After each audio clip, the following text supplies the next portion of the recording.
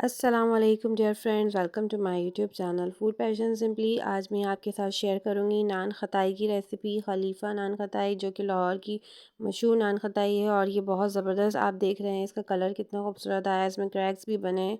ये बिल्कुल इसी तरीके से बनकर रेडी होगी अगर आप मेरी रेसिपी को मुकम्मल देखेंगे तो इसी तरह खस्ता और करारी फूली फूली मज़ेदार सी खलीफा नान खताई आप आसानी से बना सकते हैं। तो चलिए स्टार्ट करते हैं। बिस्मिल्लाहिर्रहमानिर्रहीम।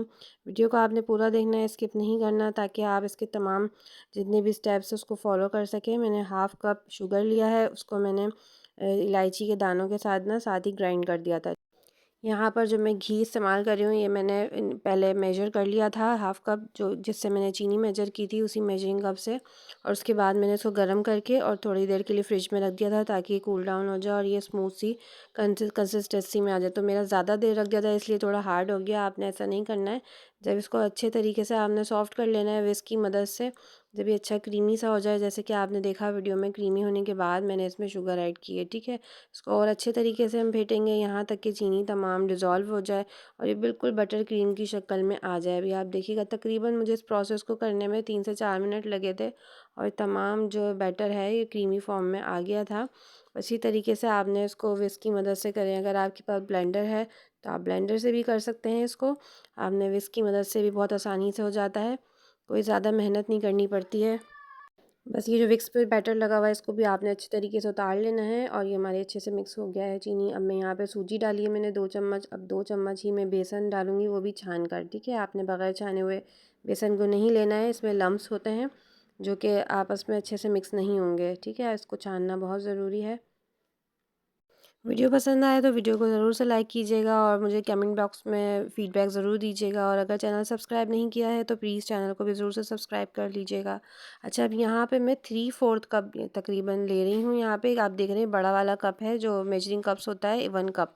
इसके ऊपर से मैंने 4 टेबल स्पून जो है ना मैदा कम कर दिया था। ठीक है, अब आप भी ऐसे ही कर सकते हो। ये टेबल स्पून वो वाले हैं जो हम घर में जैसे चावल वगैरह खाते हैं, वो वाला राइस स्पून है। ठीक है ना, अब इसमें मैं यहाँ डाल रही हूँ 1/4 जो है बेकिंग सोडा और हाफ़ टी स्पून है बेकिंग पाउडर। ठीक है ना, इसका मेजरमेंट ऐसे ही रखना है आपने। और पिंच ऑफ सॉल्ट शामिल करूँगी।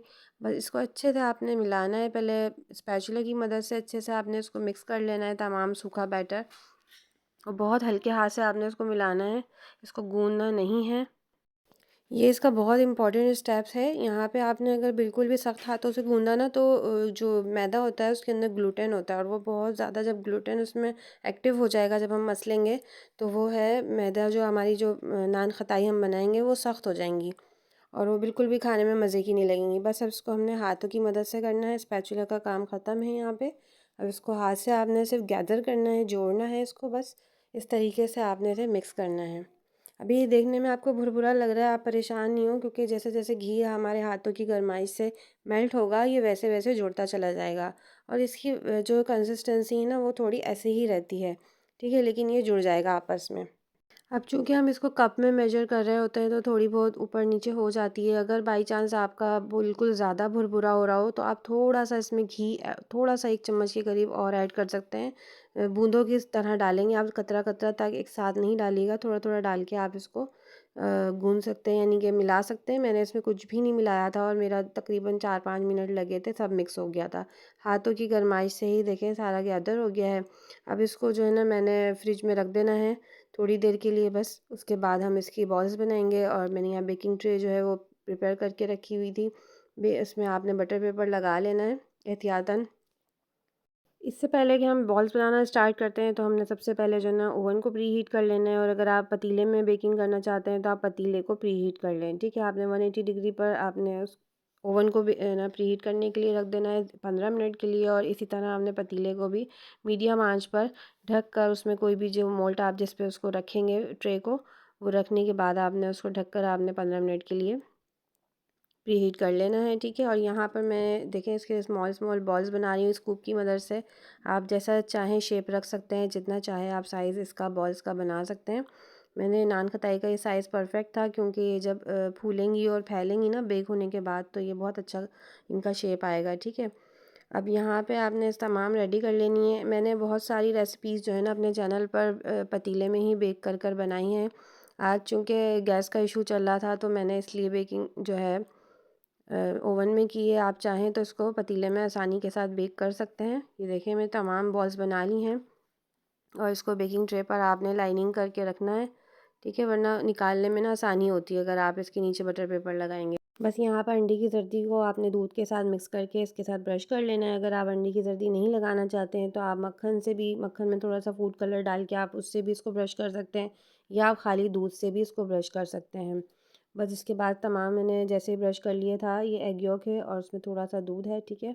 इसमें मैं पिस्ताचियो लगा दूँगी, अगर आपको बादाम पसंद है तो आप बादाम डाल दें। अच्छा, इसके अंदर भी बादाम डलते हैं, मैंने नहीं डाले चूँकि छोटे बच्चे भी खाते हैं तो उनके मुँह में अगर बादाम आए तो वो उनको अच्छा नहीं लगता, वो थूक देते हैं। बस ओवन को प्रीहीट करने के बाद 180 डिग्री पर मैंने इसको सेट किया हुआ था और 20 मिनट्स के लिए मैंने इसको रखा है। अब आपने इसको चेक करते रहना है जैसे इस पे कलर आना शुरू हो जाए। मेरे ओवन में माशाल्लाह से इसमें तकरीबन 15 मिनट में ही कलर भी आ गया था और ये क्रैक्स भी हो गई थी, लेकिन मैंने फिर भी इसको 20 मिनट्स का टाइम दिया, मोर 5 मिनट्स मैंने और दिए ताकि ये अच्छे से अंदर से पक जाए।